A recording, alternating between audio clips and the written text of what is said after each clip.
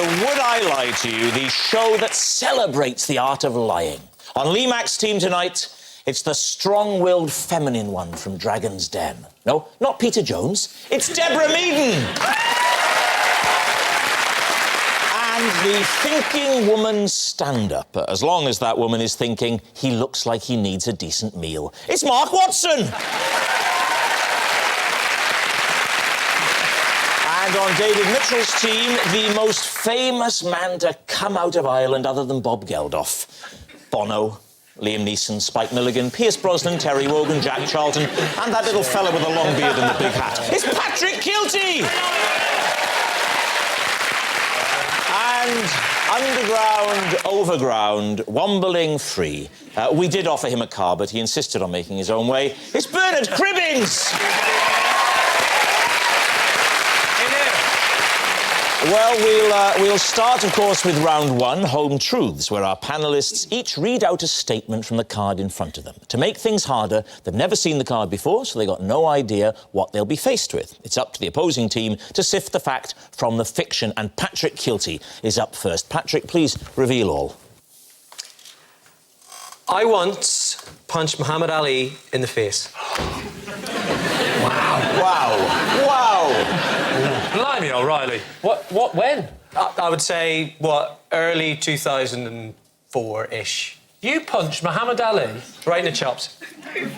Why? We were in a hotel room together and we had...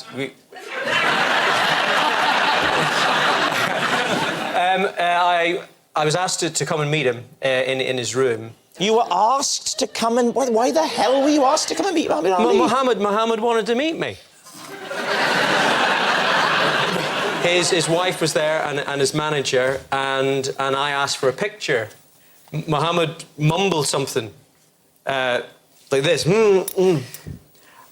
That's a good mumble. What do you think? Yeah. Like the mumble in the jungle. So he said, come on, and I thought he was putting his fists up like that, and I said, what did you say? And his wife said he wants you to punch for the picture. So you did? How hard did you punch him? Well, the thing was... show us on David. No. David, this is never going to be said to you again in showbiz world. Just for a minute, pretend you're Muhammad Ali. So I thought he was going to lean back for... Yeah. And he leant in, and I went like that. And then I caught him right in the nose. No. And there's a little bit of blood. Blood? No. Yeah, no, there was... And so what happened then? Did he ask for a rematch? I didn't hang around long enough. And where was the hotel? Yeah, whereabouts was it? It was in Dublin. Have you ever fought with anyone before? You just look like you kind of... He looks a bit useful, doesn't he? Yeah, he did. You look like... The pretend punch on David was horrifyingly realistic, in fact, yeah. That was all in my reaction, actually. Do you You've like done as boxing? much stage fighting as I have, you realise. What you mean is if you've been hit as much as I have, you know... I had to call it theatre. It was really the only way of getting through school. Right, Lee, it's a fanciful tale. I don't know. Does It could be. smack of truth for you? Deborah? I think it's a lie. It's the bit when... It's the blood trickling. It's the blood trick. It was the detail of the blood. It's either a brilliant lie or no, it's probably just a lie. OK, my team say lie, I say lie. It's a lie. OK. Patrick Kielty, were you telling the truth or were you telling a lie? Truth.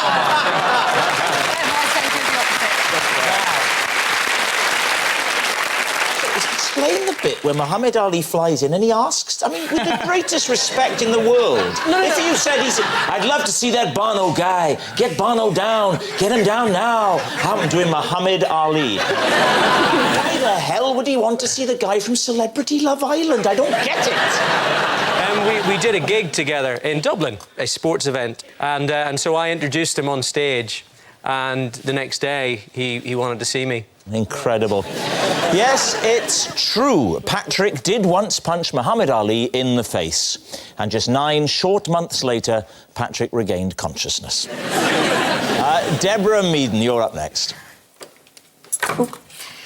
Bit pointless putting them on, wasn't it? I recently had my house exorcised after several weird occurrences spooked me. Exorcised? But who by? By A priest? a priest of what church? Oh, I don't know. There was... I was put onto him by somebody else who'd had the same or similar The problem. internet church of dodgy. The internet. Yeah. What happened that made you want an exorcist? Was it ectoplasm or poltergeist or what? No, things were moving around the house. Furniture was moving. I'd go to bed and get up in the morning and furniture would be moved and... So what procedure did the man who came to exercise... Was it a man that came to... It was. How was he dressed? I don't know the exact... He was dressed in black and a dog collar and... So kinky. No, I don't know exactly what he did because we had to leave the house. We spent a bit of time in the house and then we had to leave the house. Can I ask you what they charged? He didn't charge anything. Really? No. It's a good job, because if you couldn't afford to pay the bill, they'd come back and repossess your house.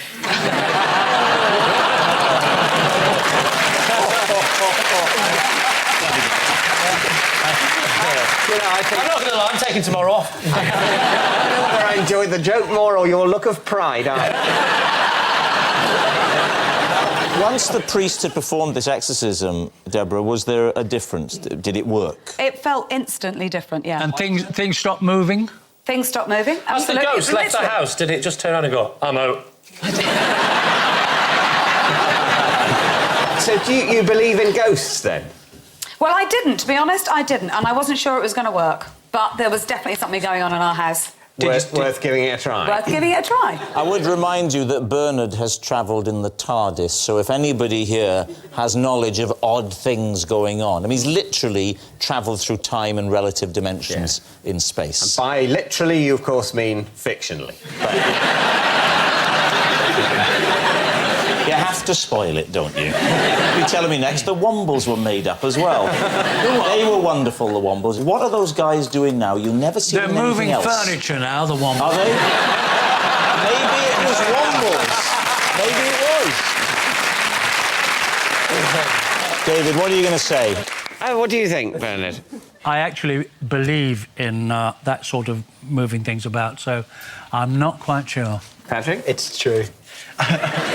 So what are you saying, David? Well, you think it's true? True, yeah. And you think it's true? Yeah. I think it's true. I think it's true. We're gonna say it's The true. team is united in truth. OK. Yes. Deborah Meaden, were you telling the truth or were you telling a lie? A lie.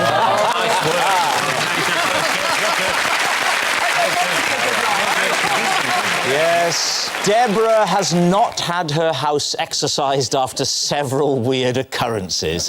Mark Watson, you're next. When I was 6 years old, I wrote a will after losing a game of Connect 4 to my dad. Sounds plausible enough, David. You wrote a will? Yes, yes. What was... Was it on a proper will form, or did you... I didn't engage a lawyer, no. You didn't? It was just on that stripy paper you get at school. Oh, the stripy paper, And yes, what okay. possessions did you leave? Well, all I really had was the Connect 4 set. And I left it to my dad as a deliberate act of spite because he'd beaten me. I mean, he'd beaten me at Connect 4, that is. Can you remember how you phrased it in this will? So I think I began it, but, because I've been beaten at Connect 4, there's no point in living anymore. I hereby leave my only cherished possession. I maybe had about sort of £10 or something. There were a couple of other things, I think, in the will, but there wasn't much to it. So what was it about this particular game of Connect 4? Were you used to beating your father at Connect 4? Well, I don't want to go into details because it brings back unhappy memories, and also people at home might not know the game, but without wanting to be too technical, he connected 4, and I sort of...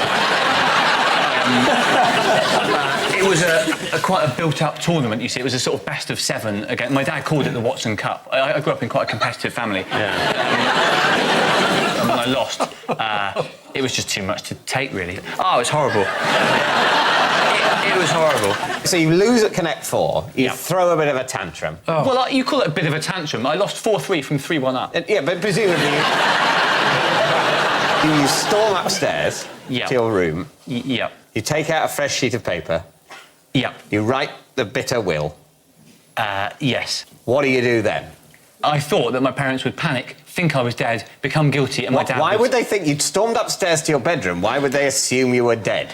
Oh, sorry, no, I went downstairs and left it where I knew they would see it, yes. And then At you the went time, back upstairs? They were watching Wogan, so they were distracted. Oh, right. I think it was Wogan. Young Mark Watson there, and he's about to take his own life, don't you know?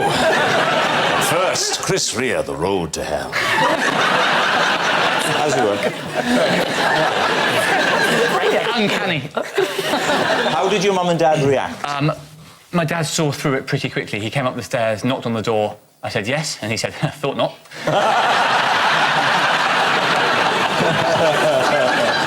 All right, David, what do you think? I believe this. You believe it?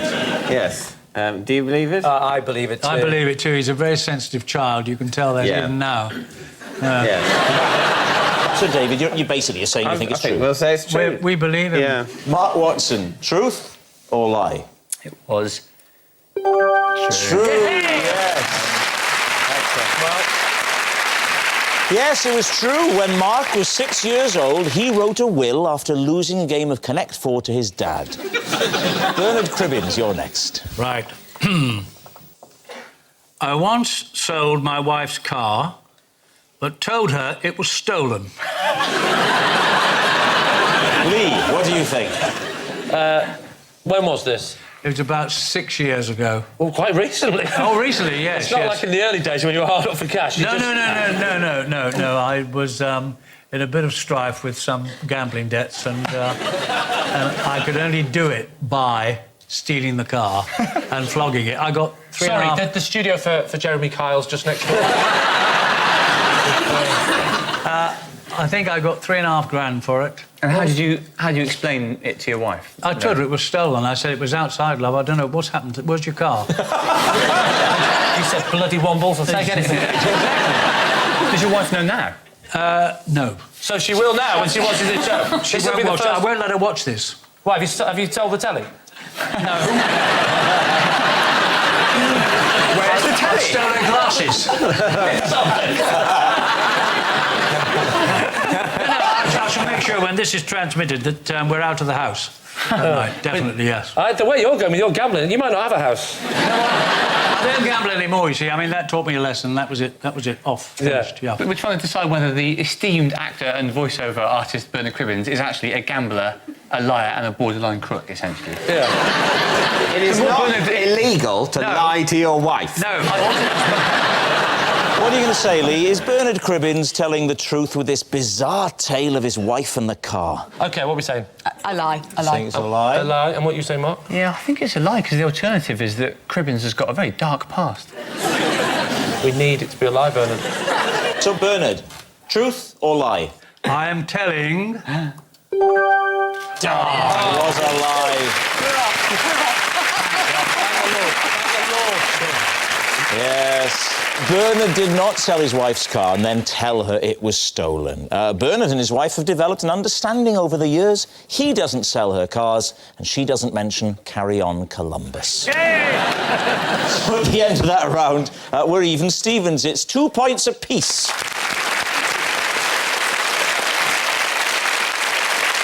And so to our next round, This Is My, where we bring on a mystery guest who has a close connection to one of our panellists. This week, each of Lee's team will claim it's them that has the genuine connection to the guest, and it's up to David's team to spot who's telling the truth. So please welcome this week's special guest, Molly.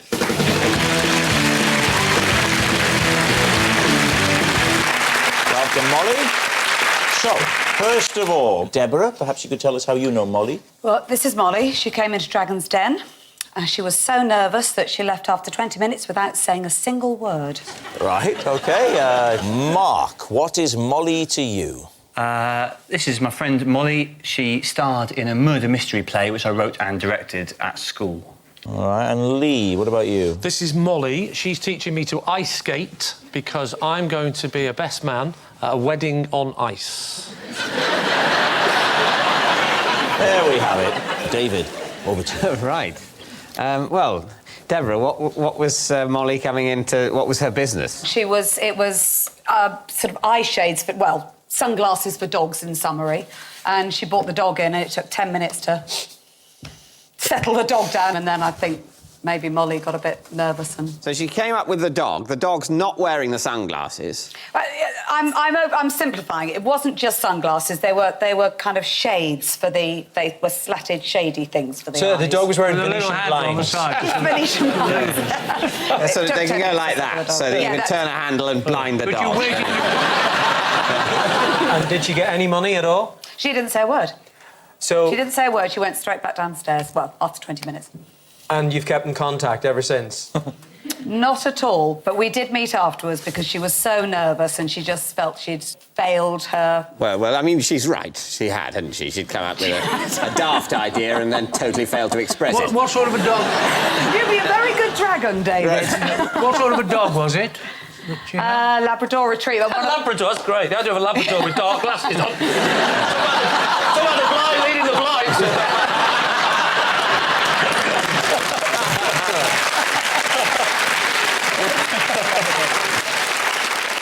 So, Mark, was Molly at school with you? Yes, she was. She was at and so you wrote the school play, which was vaguely about a murder, and you cast her in it. I both wrote and cast the play, yeah. And so what was the plot of the...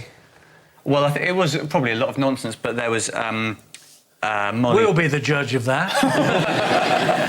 Molly played, I think, the wife of a rich man who was murdered, and it was all a bit silly, you know, the way school plays are. It's a while ago, so I can't remember. I love the fact that you remember every single detail of a game of Connect 4 when you were 6, but 10 years later... Yeah. Theatre comes and goes, but Connect 4 stays with you. Well, what was it called? Do you remember the title? The title of the play. Of the play? No. Yes. Any title. just have any title. Work your way from titles of things you know I think that'll give you time to make up the title of this play. All right, it was called Arsenic and Old Mice, which was a play on the play Arsenic and Old Lace. Lee, where are you learning to ice skate? Tell me. I'm learning to ice skate at Alexandra Palace. Right. And how far have you got with it? Well, I actually... I mean, can you stand on one leg and do all that stuff, yes? Oh, yeah, but not on the ice rink. No. Alexandra Palace? Yeah. Yes. So, is that the nearest ice rink to where you live? It's not... Well, I don't know if it's the nearest one, but it's the one where... Well, I'll tell you, no, no, it isn't.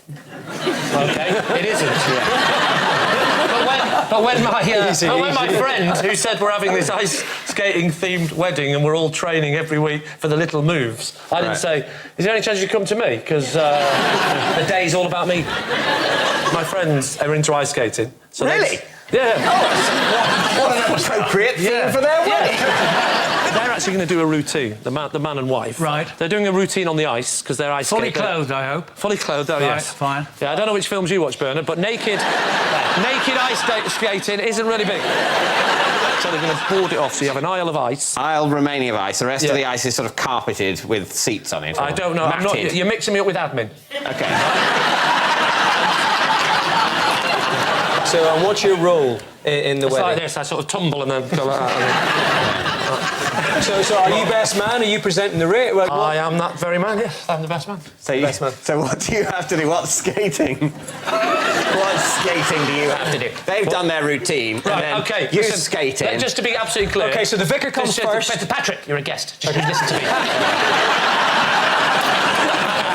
And basically, they're going to do a big routine, and the bridesmaids are going to be part of the big routine. And the idiots like me that can't do much, we're just going to skate off on at the end like that. I'm just talking to the fat members of the family as I'm walking home. How many lessons are you I haven't having? finished the routine yet. Sorry. And then I get to the end like that. I've got the ring. I do one quick, I don't know what they call it, axel, down on the knee, present to groom. Like this. And then the groom, don't patronise me. And everything's just themed, and it's going to be beautiful. And then where's the reception happening? That's happening at the ski slope in... the reception's at Alexandra Palace as well. Right, we need an answer. So, David's team. Is Molly Mark's leading lady, Deborah's shy entrepreneur, or Lee's ice skating teacher, David? Well, I think we're agreed that Lee's story is The truth, and that's the end of the round. too plausible. I think Mark would remember more about this play. I think he's been very vague about this play on purpose. Flanneling like Oh, mad. you think you think it's true, but he's been deliberately vague? Yeah, I think so. Does this woman look like someone that puts Venetian blinds on dogs? Does any woman look like that, to be fair? What do you think? Deborah. You think Deborah? Yeah. No. You don't think that? You think Mark? I think it's Mark. Well, I think it's Deborah. Do you know what? I'm starting to feel like the ugly one on Blind Date. Well, I think I agree with Bernard. I think it's Deborah's former Dragon's Den contestant. OK. Yes. Molly, would you please reveal your true identity? I starred as the wife of Sir Leonard Onions in Mark's play Arsenic of my school when he was my house captain.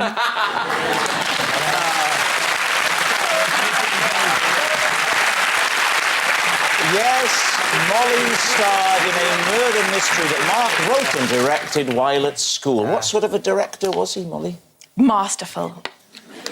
Really? Yes, really. That's the end of the round. Molly, ladies and gentlemen. Thank you. Which brings us to our final round, Quickfire Lies, in which our panellists lie not only to their teeth, but also against the clock. We will start with... it's David. OK. As a child, I had a special way of communicating with Captain Kirk during Star Trek episodes. True. On we go. What do you reckon? And that special way was? I had two ways of communicating with Captain Kirk. One was with a little calculator that, when you it had a sort of leatherette case, and when you flipped it open, it was, to my child's eyes, uncannily identical to a Star Trek communicator of the old sort. We're talking pre-nipple punch. You do this, David. No, it's more sort of. Yeah, no. It would open with, it would go, and then it would go, and you press the button, Kirk to Enterprise, and it would go... Oh, yes, that's a secondary noise. Let's ask this question. Did you two ever have girlfriends? Yeah. No, I didn't, in all honesty. As a child, did you? No. No. It was a great noise, wasn't it? Yeah. Very comforting. It was, yeah. That kept me company. Who needs people? Exactly. And what was the second way? The second way was I would sort of converse a bit with the characters on the screen while it was happening. So join in, slip in. Oh, that's good thoughts, Captain Kirk, etc.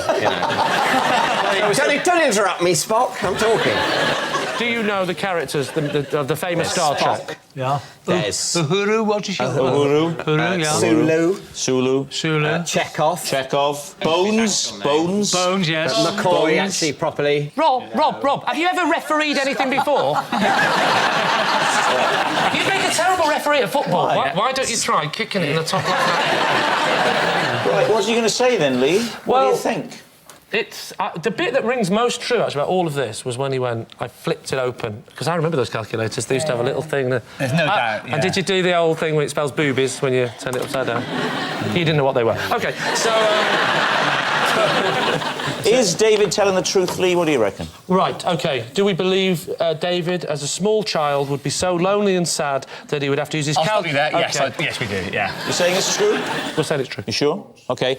David, is it true or is it a lie? I prefer the word imaginative to lonely, but yes, it's true.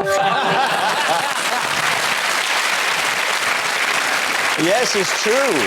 As a child, David did have a special way of communicating with Captain Kirk during Star Trek episodes. David particularly liked Leonard Nimoy. That odd life form obsessed with logic would tune in each week to watch Mr. Spock. Oh, yes. Next. Right, that's me. Possession. Right. Pick it up first. Steady. This is a prototype invention of mine that I'm hoping to release one day.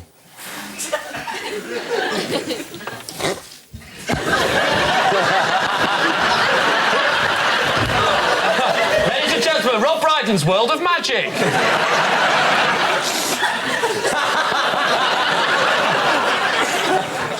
Teams, questions? Yeah, well, I mean, obviously, it's a TV aerial for the bath, isn't it? On first inspection, you'd think so. It's actually not. Don't tell us. Let us guess what it is. All right, try and guess what it is. Can you demonstrate how you would use it and see if we can guess? Yeah, please do. Can I come out? Well, Is now a good time? You did. He's cleaning something... Oh. Oh, Footprints, he's painting. cleaning Painting. You're footprints, painting. Oh. Painted a dotted circle. He's doing I haven't finished. Hang on, he's painted a circle or has he cleaned the circle? He's patting children on the head. Incidentally, I've just remembered something. This isn't a mime show. Tell us what you were doing. It's a thing for kids. I got a lot of children, and it's an idea I came up with, and it's just a big kind of painting stick. It's just a silly painting stick. I'm very interested, actually, to know what you think, Deborah. I think it's £5 grand, that's all I need. Oh, you just need £5 grand. Anybody? Anybody? I think probably No, you in particular. Oh, me. You're quite well known for being rich. Quite seriously, all jokes Do you know how aside... you get rich? Probably not like that. Deborah, investing in things Deborah, like that, stop no. talking to the idiot at the end. Oh, sorry. Talk to this idiot. Yeah, Seriously? Oh, don't buy into that. What do you mean don't buy into Don't it? buy into that! No, not this. Buy into this. Don't buy into that. You've been rubbish on Dragon's Den. See this? Don't buy into that! Don't buy into this. Deborah, what do you think? Seriously, what do you think? Seriously, what do I think? It wouldn't be wood, like this is a prototype. It would be a gaily coloured plastic, maybe with some kind of laminate cover on it with zigzag. Kids Would it love be zigzags. nothing like that? Well, it'd be quite a lot like this. Can you imagine if you asked for a Nintendo Wii and Dad came home with that? There's not much you can do apart from do circles, though, is there? Yes, plenty you can do. That's it. You can do that with a normal spoon. With this invention, you can do this. Yeah? Another... Oh, you mean another one of those circles you were telling us about? But is it a circle, Lee? Well, it's starting to become a circle, yeah. You think it's a circle? Wait a minute. It looks like it. Oh, hello. Do you know what? I'm in. I am in. Suddenly. What would you call it? 4 sponges on a stick. Rob's colourful stick. Hey! I'm not falling for this again. Right, what are you going to say? I've seen a lot of inventions. Yes. That's That's not even an invention. Oh, one of them. I'm going to be maverick here, and suddenly I think it's a good idea. No, I do. It is a good idea. Seriously, it's great fun. I'm starting to look forward to actually borrowing that and playing with my kids with it. What are you going to say? I say that I think Rob is mad enough to think that's a good idea, and we should say that's true. You're saying it's true. David Mitchell, what is your team saying? Rubbish. Absolute rubbish. Do you think it's a lie? A lie. He's mad enough to have come up with that, I think. My instinct is that it's a lie. OK, you say it's a lie. You say it's true. Yeah. It's actually a lie. Oh,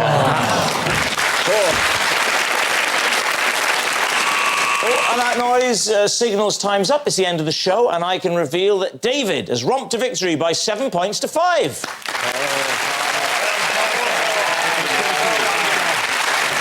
But it's not just a team game, and my individual liar of the week is Deborah Meaden. Yes, Deborah Meaden, a woman whose ability to lie is tested every time Duncan Bannatyne asks if she's pleased to see him. Good night.